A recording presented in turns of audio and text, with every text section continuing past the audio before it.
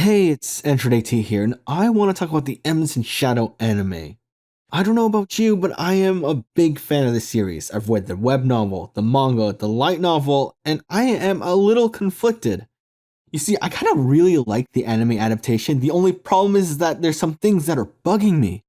It's not even that big of an issue, it's just that I like the fact that I actually care about this adaptation. I just want to go over things that kind of stood out to me as someone who has read this story before. So, I just want to talk about the first 3 episodes, maybe 4, depending on how long this takes. With that all out of the way, let's talk about episode 1. So if you've read this story before, you would know that this is different from the original. The anime actually starts from a chapter in book 4, and I kinda really like this choice. If you've read this story before, you'll know that the intro is fast and funny and straight to the point, which is pretty good for an isekai intro. The thing is, because it's so short, you don't really know much about the MC except for the fact that he's a little bit eccentric. But that all changes with the first episode of the anime.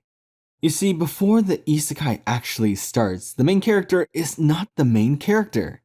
The story actually focuses on a girl named Nishino Akane, and the real MC is just another background character.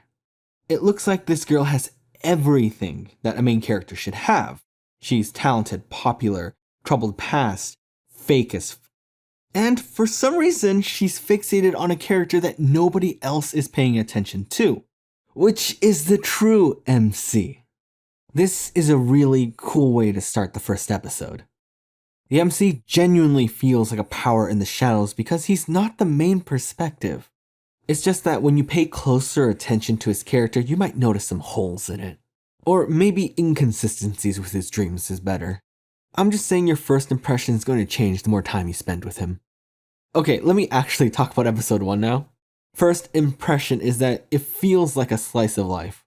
The story focuses on a girl who looks like she has everything but is pretty much empty on the inside. Which is a pretty typical plot, to be honest, so there's nothing outstanding about it. You kind of just go with the flow and you might miss some things if you don't pay too much attention. Like the fact that this perfect girl despises a nobody. He is completely average in every way, but the fact that he messes up her name gets on her nerves. But did you notice the fact that she commented that he was below average both academically and athletically? If you paid attention, would you really believe that he was below average athletically? You can actually hear his bag, his shoes, he's wearing weights too. He's not below average. But Akane's hatred of this character is so real because he doesn't see her as a person, I guess. And since she's so fixated on this thing, she doesn't notice how inconsistent some things are about him. Like how loud those shoes would have been when they hit the locker. Now, I don't really have much to say about this girl because she's very typical. She goes through an entire character arc in one episode, right? So there's not much to say, just she'll pop up again, trust me. When it comes to Minoru Kagno, there are some things I want to say, but I'll keep it short. So if you've read the manga, you would see a few panels where the main character is shown and he's fucking ripped. And then the anime takes a more realistic approach on it, right? You can tell he works out, but it's not insanely defined. That's when I started to pay attention to the little things. Like how the MC just openly states like, oh, I forgot that you were a named NPC. And then the very next day, he actually gets the name right because he acknowledges that, oh yeah, she's important to the story. There are a lot of details that I kind of just skimmed over in the book, and the anime I actually pay attention to, and I'm really enjoying the anime. It's really these small details like the fact that he plays Moonlight Sonata without any context. We don't know what the song is called, but you'll know in the future. It's cool. Also, when he's the ruffian bandit stylish guy, right? And he won the fight, but admits that he doesn't have enough power. There is a reason why he got hit by that truck. I'm just saying. And it does pop up in the anime, which I'm really happy about. Just overall, it sets up his character to be so goddamn serious. Like, after those fake credits, you see his backstory, like his motive, what he wants, and he wants to be the shadow broker. And you can see how earnest and serious he is. He doesn't compromise on this dream of his, and that led him to die. But when you really think about it, his actions are kind of sus. The humor comes from his personality. That's where the comedy comes from, right? Who on earth would call themselves the stylish Bokan Slayer? There's English mixed in there. And when you think about it, he probably added that because he thought it sounded cool. And then when you start putting how he acts to, oh, he's just trying to be cool. Oh yeah, so it's not very serious now, is it? But hey, at least the story gave you a taste of what it would have been like if the story was super edgy and serious and it wasn't an act. Now, that was episode 1. I'm not going to go over super specific details, like how that nuke almost hitting him sound like a car crash. Because that shit is cool, but I don't want to talk about this episode for 30 minutes. So, let's go to episode 2, and it starts off with an anime-only scene. It is currently sunset. The MC and Alpha are talking on top of a castle walls alone. She is giving a report to our MC, and it turns out everything he has said is true. This scene would have been absolutely perfect if he didn't say the last thing, oh, that elf is a pushover. Now, what does that mean? Well, you're gonna find out real soon. Just a heads up, this anime takes a lot of creative liberties, but it doesn't take away from the story. So, we find out that our MC got reincarnated as a baby, and the anime decided to show us after he got born, I think. Yeah, the manga just skips this, and the light novel skips 4 months into the future, so who knows. What we do know is that the MC is kind of handling this whole reincarnated as baby thing really well. It's kind of off-putting if you really think about it. Like, the dude just died, got reborn as a baby, and is handling things so well that he doesn't cry without a cue. And the funny thing is, when he cries, it is what you do when you're faking cry, you know? Wah. At least this scene does 2 good things. 1, it establishes how ridiculous his magic is because he started as a baby, and B, the sister is a brocon and it starts as early as birth. So, then there's a time skip, and RMC has fully accepted his role in this world. He's going to be a mob by day, and a shadow eminence at night. Now, a lot of things are the same, the scene is shortened, but there's one thing that's kinda has me stunned. Why are there guns? I said earlier that I've read this story before, and I've never heard or seen of any mentions of guns in the story. The funny thing is that it doesn't matter if they're guns, because the result is always the same. Anyways, there's one thing that I really do like about the anime, and it does a really good job at pointing how gruesome the MC really is. He just mutilates the bandits, and then he just says, I avenged you caravan members, and then proceeds to loot everything. I think the MC might be a little crazy. Like, the first episode did a really good job at hiding. He was a little bit crazy, but not to this extent. And that brings us to the alpha scene. The anime really wants to hammer down the fact that this is an act on the MC's part. I think the light novel and manga were a bit more subtle on this. So Alpha, previously the Blob, is waking up and our MC is staging the perfect scenario. He knows all about this curse and this cult, and you can clearly tell that he's making all of this up. You don't really see that in the manga or light novel, right? You don't see him awkwardly pausing, shifting his eyes, or even rushing through his dialogue. But the charisma he has when he tells this story captures Alpha, right? There's just a small difference between the anime and the light novel here. In the books, Sid tries to shoo away Alpha because she probably has a brighter future doing something else. And before anything is really said about the cult, Alpha says, I have nowhere else to go, let me repay you for saving my life. So then our protagonist takes her as a follower and then comes up with everything on the spot. In the anime, he does say you are free now, but then he goes through this entire spiel like he's trying to indoctrinate Alpha. When she dedicates her services to our protagonist, before or after is very important because then you can see the mentality. I'll go over this really quickly because it does pop up later. So at the end of the day, he rescues 7 girls and they become the original 7. They pretty much grew up in this shed together in the woods and eventually they have to separate. Sid kind of takes this as they are growing up. They are tired of playing along with the whole cult thing because this is something he made up and they're kind of patronizing him by playing along. Like how Alpha kind of, in the book, said, I'll offer you my service before he explains anything. There's this sense of pity or obligation to play along with Sid's antics. I don't know, maybe it's hard, maybe it's just me, I have no idea. No, I just found this funny because you don't really notice that he's so oblivious to what he's doing. So the anime changed the scene up a touch, a little bit. So he's fighting with his sister and he gets pushed to the lake, right? And he loses. You see that he can clearly win, but he didn't. Even the sister felt something was up because she touches her neck, which was one of the trajectories of his sword. For some reason, he just draws the attention of all the main girls, but that's not what I'm going to point out. He gets launched into the river, right? He finished playing his mob act and he's like, oh man, it's so hard being a mob character, but it's something I must do. Then he just starts to stand on water, which is something a mob would not do. He plays the character so well, and then he doesn't, which is just funny. Like, being a mob takes no effort, but he's putting in all the effort. Just keep that in mind. Now his sister gets kidnapped, and a lot of things are the same. I don't think I mentioned this earlier, but I do love how the actors played the parents. They don't do much, but it really does highlight how useless the dad is and who really is in charge. This is really easy to miss, but did you notice how much strength the mom has? There's wind pressure in the anime, and there's blood in the manga. And Sid's just watching this, like, completely detached from the scenario. There is a reason why the parents aren't really, like, directing any concern towards Sid, because they have no expectations for him, but the sister, Claire, has all of them. Now, Sid's lack of, like, any reaction at all, is that mob behavior? Like, I don't know. Now, in the anime, there's a maid beside him, and she shows no reaction too, and she's only there just to speed up the scene. You see, she's actually Beta, who was camouflaged the entire time, and I don't really think the anime really elaborates on why she can do all this. You see, there's a miracle material in this series, and it's called slime. Like, apparently, if you make that into a jelly-like substance and channel magic through it, it has a 99% magical efficiency. So every time you see that black material in the anime, just know that it's just slime and it can pretty much do anything. Now it comes to that one detail that actually kind of bothered me, right? It made me, like, go through everything again. You see, as you go through the story, you slowly learn the identity of the Seven Shadows.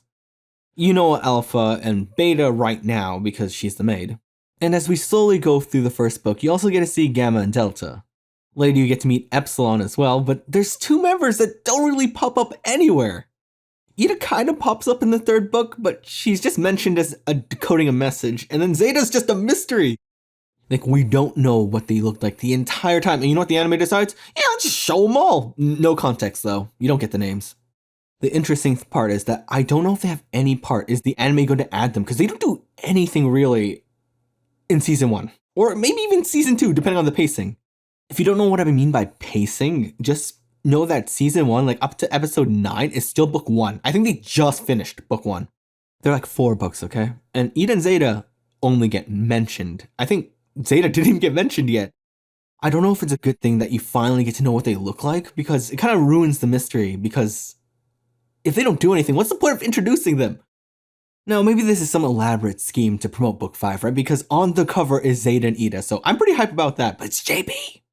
That's it. Now, I am happy that the introduction of Shadow Garden, like the first time you see them in action, is fucking badass. Look, I'm not talking about the still images, but it's a massacre. That's all you gotta know. It's hype. Then you get to the Shadow scene, and it's set up exactly how you want it. Shadow is lost, but then the enemy just walks toward him, and the girls think it was all according to plan. There's only one thing that, like, fucking stood out the most is how big his goddamn hood is. Like, he's hiding something under it. Or maybe it's like a kite, it just captures air, but there's no point talking about it too long. Now, this is all child's play. The swordsman villain is legit a mob, small fry.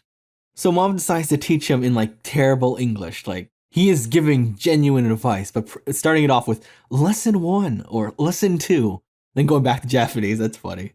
Now for the final scene of episode 2, where he's on that castle wall again and it's sunset. This time's a little different because all 7 shadows are there, and Sid is, like, thinking about the future. Then when he's about to announce the plan, the 7 shadows say, "This is goodbye," and it's, like, actually, like, heartbreaking, you know? And this kind of blindsides Sid. He's like, what? And the episode just, like, ends, which is perfect. Now that brings us to episode 3, and we get the reason why Alpha and the gang had to leave Sid. They need to grow Shadow Garden in order to combat the massive Cult of Diablos. So even though they really don't want to leave Sid, they have to, but Sid kind of takes it the wrong way. I went over this earlier, the girls are growing up, but just remember, he's not paying attention to what they're saying, he's just rationalizing it to himself. This is a person who doesn't believe the cult is real. The girls are setting everything up, and there have been so many casualties. Anyways, fun fact in the light novel, one girl sticks to Sid, so he's not all alone, and they kind of just rotate. Also, he's on a train that doesn't really happen in the anime. There is a lot more commuting in the anime, which makes for some really awesome scenes. Like this scene, it's so minor. He's on a train, he's talking about how people grow up, but he never did. He fought the good fight alone. Then right after saying that, there's a cut to him half naked in the forest at night, banging his head against a rock, screaming magic. This is the one panel that legitimately shows his insanity. He couldn't beat a nuke, so his solution was magic. And in order to get to magic, he did a lot of crazy stuff. In the anime, it kind of like downplays what lengths he went to find out how to beat a nuke, right? He learned martial arts, but there's a lot more to that. But I'll save that for the manga light novel episode I make eventually one day. But after banging his head after a bit, he gets a sudden epiphany, right? He sees lights and he runs right towards it into a truck.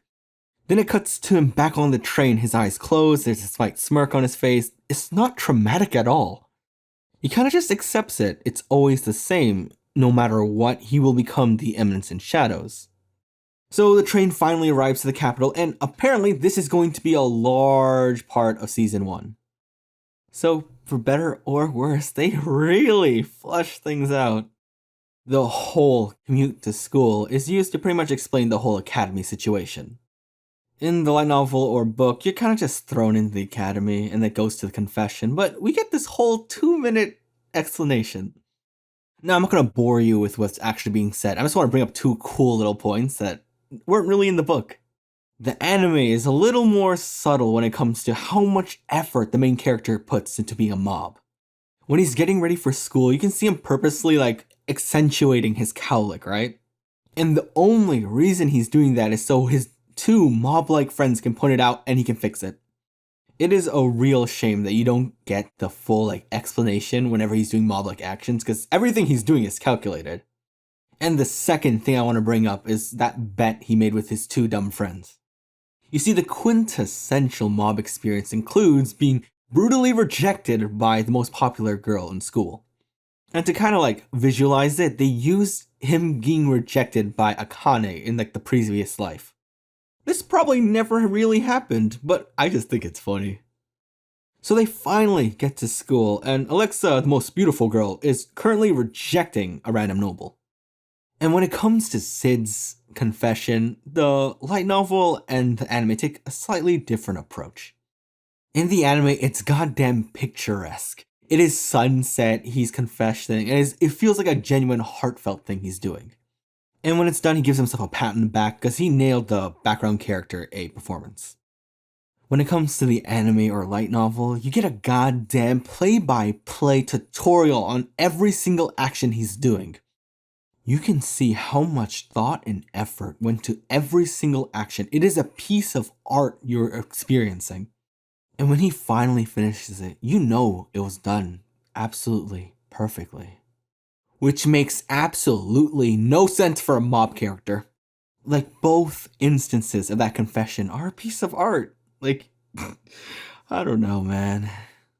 To be honest, I kind of like the light novel version better, but the anime version is pretty good too. That scene should not exist for a mob character. It feels wrong, right? It perfectly captures a loser trying to confess to the main character, and her accepting feels like it should happen. What's funny, he even points it out. Is he a goddamn rom-com protagonist? This is when you start connecting all the dots. Is he actually a mob character in a rom-com? Because that would make him the most popular character, the main character. So by putting so much effort into being a mob character, he's shifting the scales of the genre. Anyways, that was a tangent. So the princess and Sid are dating. Now there's a slight difference in the princess's personality. She doesn't really hide her personality in the anime. You see, she puts on this really good princess act in the manga, so when she actually reveals her true nature, it's a real shock. Especially when she's saying that people who seem perfect are actually hiding something. And she was hiding something, so she's an example of it. But the anime chose to make her very straightforward. I mean, that is her character. And I kind of like it more, to be honest. If I had to sum up the manga version, she feels very calculating. She knows exactly how to act in front of everyone in order to get what she wants. When I think about Alexa Midgard, this is the panel that comes to my mind. And then when it comes to the anime, every time she talks, it feels like she's trying to pick a fight, and it's fucking funny. The chemistry between the main character and her is just so good in the anime. Like, after the swordsmanship class with Xenon, you start to see more about the reasoning behind Alexa's actions. She does not want to get married to Xenon, so she needs any old schmo to kind of be a shield. So she just needed someone who was low ranking, didn't really stand out, and be easily controlled, like a background character. So our main character kind of checks all these boxes, and because his friends are kind of pathetic, they squeal and he's being blackmailed. That isn't enough though, so Alexa does the power play. She just shuts him up with money. At first you think he's trying to resist, but then he bends like a slinky, doesn't move his legs at all towards that coin. And then when he's about to grab the coin, he just hears a coin flip and he bites onto it like a frisbee. Which should be impossible for a mob to do, but nobody bats an eye because it fits the scene so well. The anime really did play up their relationship, you know? In the light novel, you don't actually feel like they're dating. It's like very fast paced, and the manga shows more of a master-servant relationship. But the anime really does go through such lengths to show even a photo montage. If that wasn't enough, you know, the ice cream scene and the train cart scene, well, that's supposed to be one scene. But they chose to make it two scenes, and it's not a bad choice either. I kind of like the train cart scene a lot. You do end up missing Sid destroying Alexa's practice sword in the manga, which is an awesome scene too, but it kind of works out in the anime too. So I'll quickly talk about the ice cream scene, right? So they end up venting about Xenon being a perfect person, and he seems like the perfect candidate, but he's probably hiding something. And they're doing this on a date eating ice cream, which is a cute little moment, right? Sid is even holding Alexa's ice cream in his mouth, which is defying gravity, and he's actually talking with Alexa. There's like a genuine back and forth between the two of them, and he's actually putting thought into his answers, which is a lot better than, yeah, I agree, yeah. And that scene just ends with the money being flipped because, you know, he's only doing this for the money, which is also pretty fun. Now we finally get to the last thing I want to talk about, which is the train cart scene. Once again, it is sunset because every essential moment in this anime needs to happen at sunset. They're heading home on the train, and she just brings up Sid's swordsmanship. There is nothing special about it, but she just can't take her eyes off of it. She then starts unloading a lot of, her personal issues, and ends it off with, "I hate my sword style ever since my sister commented on it." And then Sid goes on this spiel and says that I like your swordsmanship, which makes Alexa draw her sword. It's just the way that the anime built up to that scene. If you pay close attention, a lot of the background and the music is just gone, and it's a very intimate scene. Like, you're only paying attention to the voices at that point, and you can slowly see that Sid's words are having effect on Alexa. And when it finally hits that tipping point and she almost stabs Sid, you can see him not even flinch. He's not ashamed of liking the things he does, and he doesn't want people to diss it either. He actually feels like the main character in a rom-com. And you're just brought to reality when that street cart opens, and you can see a sword drawn, and a normal human being's like, what the hell is happening here? And that's pretty much all I have to say because he just gets framed in the next scene and then the episode's over. Now, I just want to sum up this video with some closing remarks because, I can. And to be honest, I really like this series a lot, and no matter how you experience it, light novel, anime, manga, it's gonna be a fun ride no matter what you do. I can actually fully recommend if you do not want to read it, just watch it. It's good enough. Like, you miss some things, but they don't impact the story at all. Like, I hyped up the confession in the manga because I really did like the goddamn play-by-play, but the anime does a serviceable job, right? Nothing really has changed. You do miss some really entertaining parts, but I'll say that for another episode, which may or may not happen anytime soon. Anyways, that's all for me for now. Like, comment, subscribe. I do appreciate it. Peace. Hey, if you're still here, this is present day Android from the year 2024, and I finally finished this video. I know it's kind of late, but I originally started this video when the first episode came out, and I finished recording, I think when the 10th episode came out. Then my computer died, and I decided to work on the Oshinoko video because I didn't want to reconnect all the files to this project. It's done now, so now I can move on to something new. So I think the next episode's another isekai, so yay. Anyways, thanks for sticking around. Peace.